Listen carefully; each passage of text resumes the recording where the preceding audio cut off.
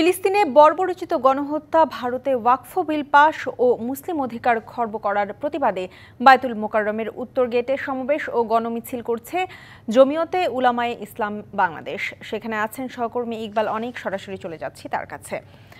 অনেক, আন্দোলনরতদের দাবি দেওয়া সহ বিস্তারিত কি তথ্য আছে আপনার কাছে জানাবেন। ঈশিতা, এই মুহূর্তে হচ্ছে যে বায়তুল মোকাররমের উত্তর গেট থেকে একটি প্রতিবাদ মিছিল, গণমিছিল বের হয়েছে। সেই মিছিলটি পল্টন মোড় হয়ে নাইটাঙ্গেল মোড়ের দিকে যাচ্ছে। একনল হ্যান্ড ওয়াশ 100% প্যারাবেন ফ্রি, তাই নিরাপদ হাতের জন্য আস্থা রাখুন একনলে। এর আগে কিন্তু একটি সংক্ষিপ্ত সমাবেশ করেছেন যে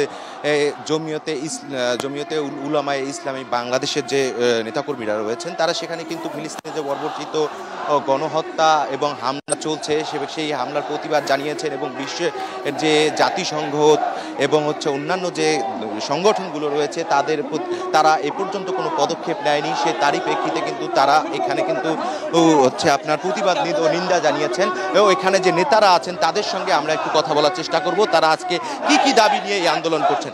আপনারা তো সমাবেশ ও গণমিছিল করছেন, তো কি কি অনেক আপনাকে ধন্যবাদ আমাদের সাথে যুক্ত হওয়ার জন্য।